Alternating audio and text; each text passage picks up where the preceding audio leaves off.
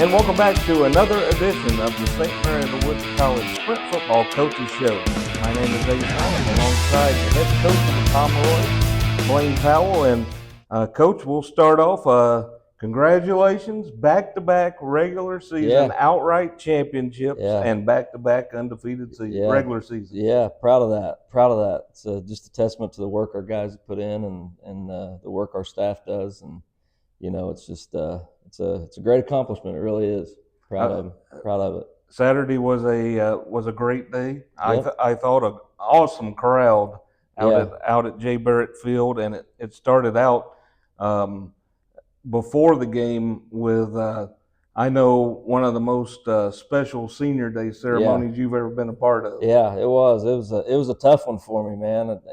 I knew it was going to be to just see it coming kind of closer to the end here, and but to be able to honor them, it was great, and they deserve everything they get, and just really proud of everything they've accomplished in these 4 years. That thing was like when CMT honors George and Willie and Waylon all at the same time.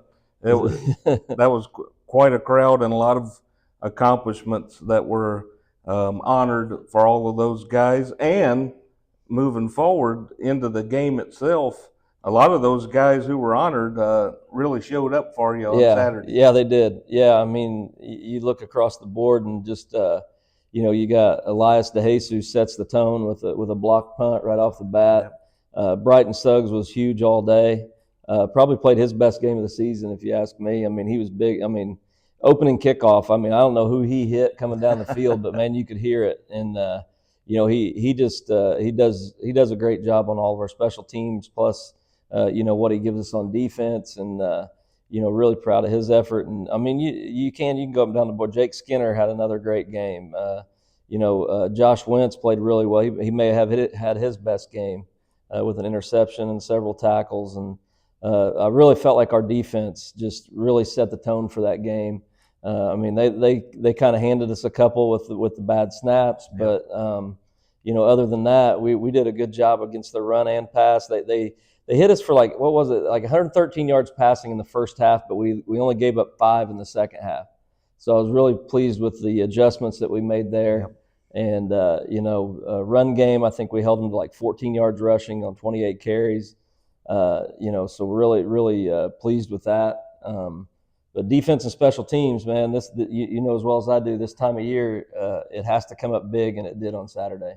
There's a couple of other college and professional teams I pull for. I wish they'd get the memo on that. Too. I know exactly what you're talking about. Let's talk about defense. You already mentioned him, Brighton Suggs. He's our custom guttering player of the game. 9 total tackles, a sack, a tackle for loss, and he's one of those defensive guys that showed up on the offensive recovered side a bad snap in the end zone for a touchdown too.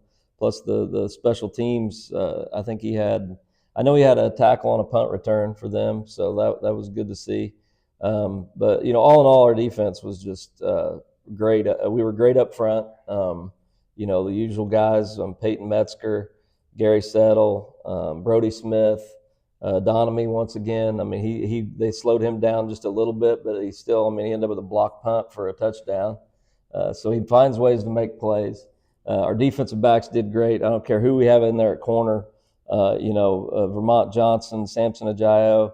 I thought Tyler Young played one of his best games. He had 6 solo tackles at corner, but 3 of them, he had 3 tackles, 3 solo tackles on special teams on Saturday and on kickoffs. So he finds a way to get involved. Our coverage was good.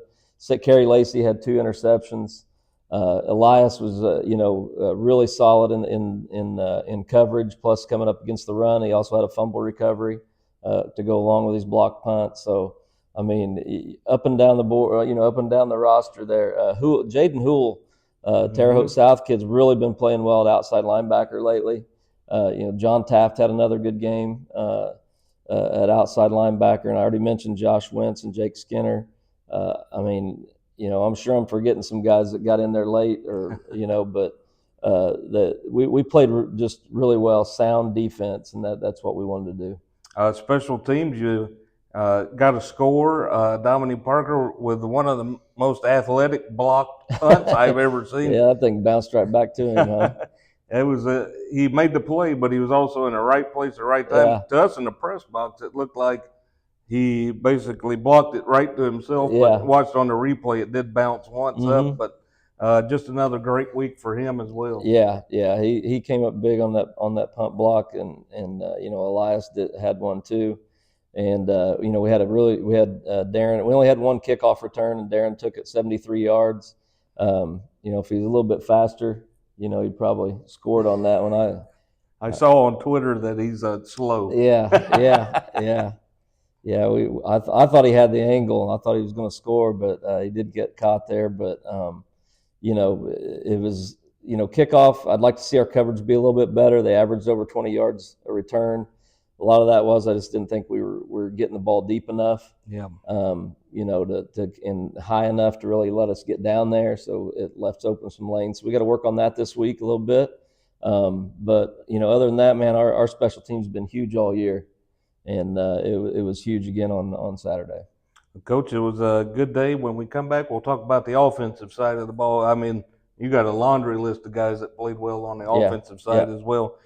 We want to thank Quality Roofing of Indiana for your support all season long. We'll be right back after these messages.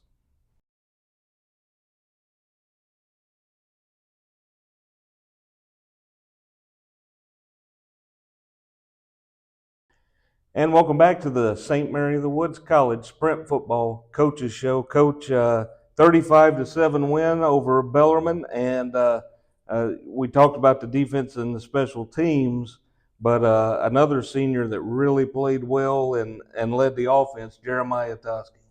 Yeah, he did. I felt like early on maybe we were trying to hit the big play too much.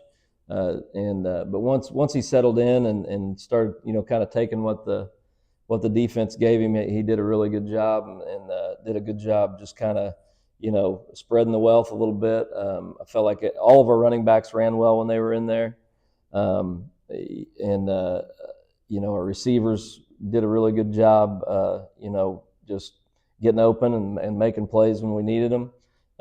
Really, really proud to see Caden Woodfoot. He was in there for Dame Miller, and did it and got the start and played the whole game, and had his first touchdown and caught the ball well, blocked well.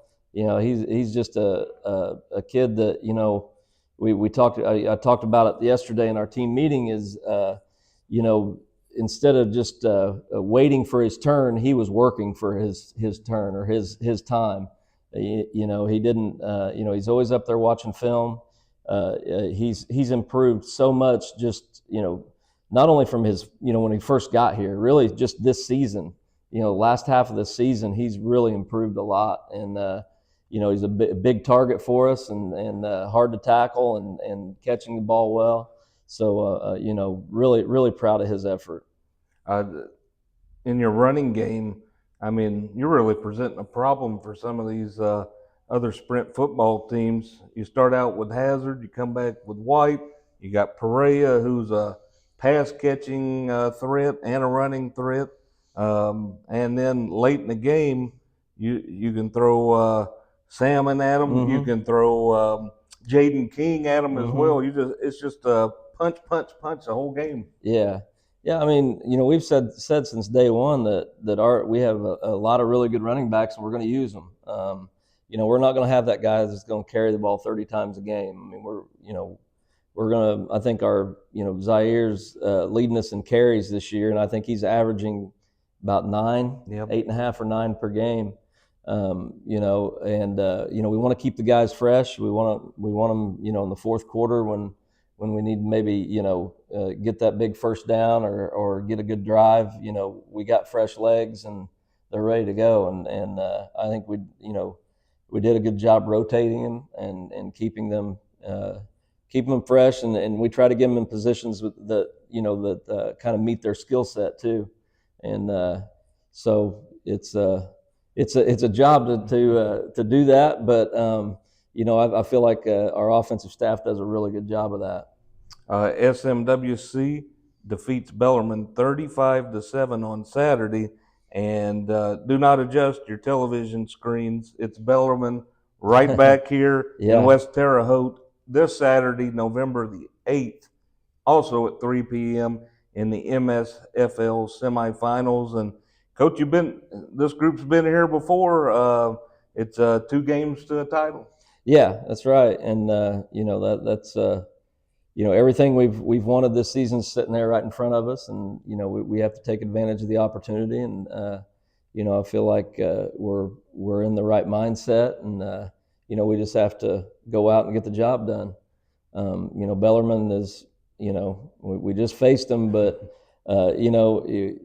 they still have, they didn't show any of their offense, their under center offense that they've been using, that they used the whole game against Calumet. So I expect them to come out in that, especially with the snap problems that they had last Saturday.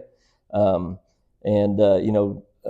us on offense, we had a pretty basic game plan going into this week, and we'll juice it up a little bit, and after we look at film and kind of see how they played us, and get ready to execute our game plan on Saturday, and our plans to move on, and we got to play well, but I think we can do that.